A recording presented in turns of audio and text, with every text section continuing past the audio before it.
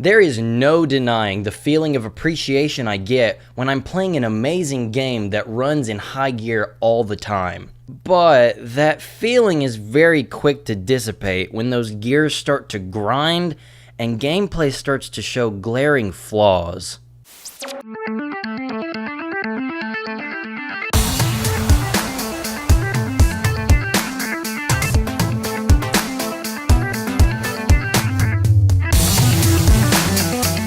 The PS2, along with the rest of the 6th generation of consoles, was the home for so many groundbreaking games back in the late to mid 2000s. If you were to ask someone who grew up around the time of Invader Zim, The Last Airbender, the Jackie Chan Adventures, and so on and so forth, I would bet they could easily write you a book listing all the great video games that they grew up on. There are so many classics that I'm sure the majority of people would be quick to shout out. If you're a seasoned viewer of this channel, then you've definitely seen footage of Kingdom Hearts, Smash Brothers, Sonic Adventure, all those great games that I loved as a child. But what about the ones that don't get remembered so fondly? The ones that might be considered good games, but due to hardware limitations, publisher meddling, or even the developer's own incompetence, they just make you look at the screen and go, "Please, I need to know." Yes. What? I'd like to take a look back at some of these rage-inducing games with you today. Oh, and if a game you really enjoy is a point of discussion today, you still have every right to like it, and I'll never take that away from you. These are merely my opinions and shouldn't be taken as fact, obviously. So I'm gonna go ahead and get this one out of the way. The video that you're watching was originally going to be about this little diamond-studded turd. Shinobi for the PS2, oh man. But I saw the potential to make it a broader topic. Back on track, Shinobi for the PS2 is actually a really fun game. It's fun as hell. When it works, that is.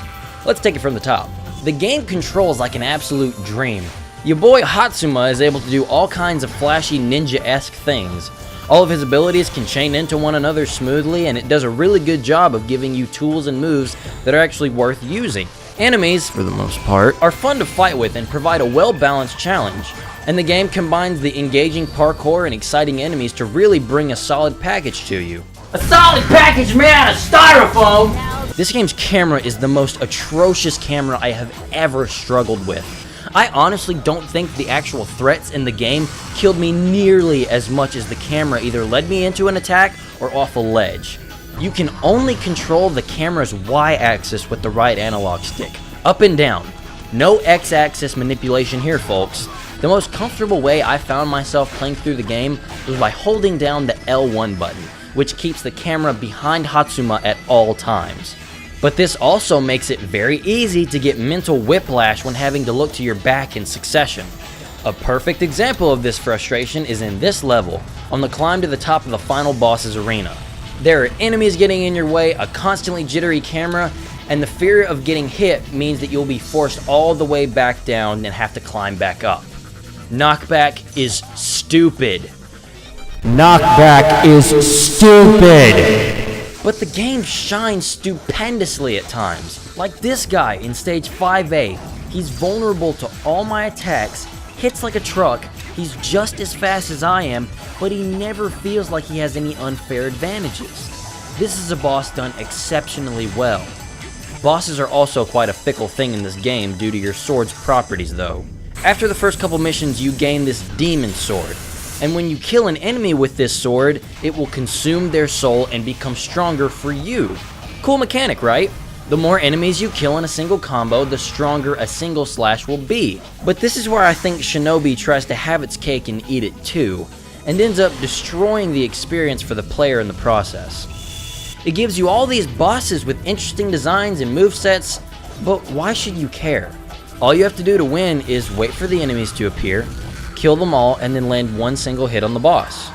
Yeah, that's right, I forgot to mention, because of the soul absorption mechanic, all bosses need to have minions in order for the combo damage of your sword to even be viable.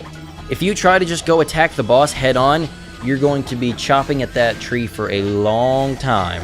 This is a classic example of an idea that sounds good on paper, but lacks proper execution. It becomes less about what strategies do I need to consider when approaching the boss, and more about which bug do I step on first. And the worst part about it is the game knows this. It knows that its coolest mechanic is the player's easiest workaround to a challenging encounter. To remedy this, the game likes to throw extremely cheap and frustrating bosses with extremely cheap and frustrating ways to attack you. Specifically towards the latter half of the ride, it will just slam you with brick wall after brick wall that will test your patience and nerves like no other. I think just about every boss on the back end has one or more stupid invincibility move that makes you want to put your controller right through the TV. It's so disappointing too, because like I said, the game is actually very fun to casually run through, but do yourself a favor and don't get too invested in this one. A good game, but one with misguided execution. Also, Elliot wants me to say that Ninja Gaiden is better than Shinobi. I do not think Shadow the Hedgehog is an absolutely terrible game. Now wait 1 second before you click off of the video. I don't think it's by any means a good game either. It's got high points like the gunplay. No wait! Before you click off the video! I mean, the gunplay is a high point in that it's a competent enough lock-on system for such an early title. It has some cool and unique mechanics and a clear sense of identity, even though it's kinda awkward. But for every hilltop in this game, there are 5-mile-long troughs that you have to slog through. And sometimes, sometimes I mean literally. I could just as easily bring up the horrendous character handling or the fact that the game spits in your face for completing every ending just to reveal that there is a canonical final episode. No, that would take too long. And we're here to discuss where the developers of this game threw coherent mission design out the window. The hero's side mission 5, Lost Impact. This ridiculously frustrating level is so tedious and broken that I honest to God wonder why anyone in their right mind would let this release in its final state. It is bad. It is very bad. You have to hunt down and kill 35 rogue artificial chaos experiments that broke out of Professor Gerald's lab. Okay, killing 35 of an enemy in a stage doesn't sound all that bad, right? Wrong! The design of the arc is labyrinth-like, meaning that you have to keep track of where you've been, what areas you've already scouted, and if you're going to be able to get back to an area you've already been through, should you miss an experiment. And it is very easy to lose your sense of direction in this place. Not to mention all the stupid enemy placement. Like this idiot that is just ever so slightly higher than my homing attack can lock onto. This entire level could have actually been pretty cool had there not been so many long branching paths that deviate and wind around the entire layout. It makes for more of a chore than a fun level. Basically sums up Shadow of the Hedgehog in a nutshell, actually. It could have been fun if they had not done what they did. Okay, full disclosure, again, I guess. This is a game that we don't bring up in front of Elliot, apparently. He's the one writing this section of the video, and he still doesn't want us to bring it up to him. Why, you might ask? Because this game is unrelentingly brutal! This game requires you to be a tactical genius, a mastermind of unrivaled caliber, the Napoleon of being a military leader commanding an army of super deformed, squeaky toy, cartoony soldiers. Packing artillery, mind you! In all seriousness, this game is a solid GameCube title, and it's certainly a competent strategy action title on a console that wasn't really known for branching outside of an established genre and aesthetic. Mostly. Where the game ultimately falls short is the fact that a strategy guide is almost required to complete the game past a certain point. Level 4, I believe. Elliot, as a wee little chap, was not able to surpass this challenge, and so enlisted his older brother, someone who had made a habit of studying battlefield tactics and a veteran of the Total War series, to help him. Sounds like me and my Breath of the Wild situation, honestly. They still own this book. The strategy guide is the first and only that Elliot and his brother ever owned. Elliot's played Dark Souls, Elliot's played Ninja Gaiden Black, Elliot's beaten Sonic Mania without dying and collected all the Chaos Emeralds in the first 5 levels. Battalion Wars still haunts him. Battalion Wars is where children go to prepare them for life, kicking them between the teeth. So yeah, 7 out of 10, why the fuck? But if there's one game that has to make this list, that undoubtedly deserves to be mentioned in a video about glaring gameplay flaws, it has to be, drumroll please, Kingdom Hearts! Shut up! God! Wait, but you said that Shut up, I know. I love Kingdom Hearts 2. It is in my top 5 favorite games of all time. I actually really like Kingdom Hearts 1 if I'm to be honest. But then, once again, this video isn't about bad games. Rather, it's about games that have flaws and some things that have become easier to pick at looking back years later. And I wasn't really going into this thinking about Kingdom Hearts at first. But seriously, when was the last time you went back and played this game? Because I have just recently, and have you seen Jafar? Like, both versions. These boss fights alone are just so agonizing to play through because they are so boring. Human Jafar is basically a game of keep away with Genie throwing knuckle sandwiches to make it feel like there's at least some sort of tension in the situation. And Genie Jafar, he's basically just a giant, angry brick Tamlin. I love lamp. I love lamp. Relying on the gimmick of the lamp so it doesn't become another one-soldier Pikmin fight. It feels like the only way to make these fights exciting is to crank that rage meter up to 11 and play on proud mode. And that does feel like something of a flaw when it comes to Kingdom Hearts boss design, in that it relies on weird principles of design to make these fights feel somewhat different. And some of the fights, noticeably the Disney fights, come off as weaker because of it. I mean, for how much time we spend in Disney worlds, a number of the Disney bosses are kinda lame. And a handful rely on cycle-based patterning that only really slows down the fight, making it feel longer than it is. Now this is only a problem that plagues some of the bosses in the game. I don't want it to sound like I'm saying Kingdom Hearts never has any complex or phased-based bosses. Leon and Cloud and Leon and Yuffie have phases, as does Hades.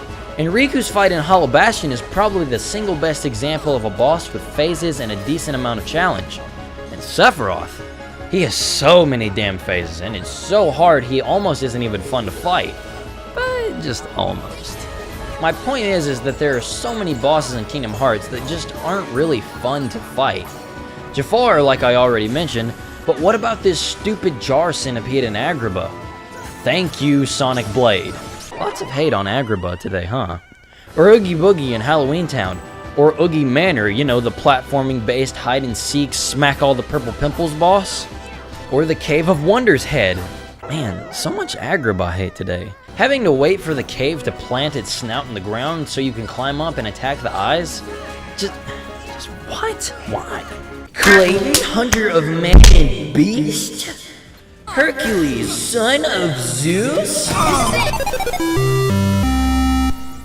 Ursula, nightmare queen of the deep blue sea? Oh, and on the subject of Ursula's encounter, she seems to start the worst trend of fights in this game. Fights that take place in the air. In other words, where you're defenseless. The stupid big fiery Fantasia monster, all of Ansem's final forms, plus a few others, it makes the controls feel unresponsive. The camera has no idea what it wants out of life, and it neuters half of your capabilities. You're no longer able to take evasive action in fights when your foothold is stripped away. No more guarding, dodge rolling, jumping, or parrying with confidence. But even still, the majority of bosses in the game feel like they just boil down to who can land as many hits on who first. The fights feel like wars of attrition and endurance above all else. It feels like the game doesn't take off and fire on all cylinders unless the scenario involves the Square Enix side of the narrative. The iconic Disney locales are appreciated, but they don't feel as important when you compare them to this or this. And especially not this. And that, at least to me, is a flaw. But like I said above, I think Kingdom Hearts 2 fixes just about everything that was wrong with its predecessor. Its boss fights manage to inject a cinematic flair and feel much more intuitive and natural. And I have to assume that this is a result of Square learning from their missteps in 1. And that is what flaws in games should ultimately lead to: growth and improvement. Sonic 06! Now you can click off the video, bye. But what do you think? Are there any hidden gems from a few consoles back that you love despite the flaws? I'd love to hear about them in the comments below. And as always, I appreciate you for watching. So thanks for stopping by and have a great day.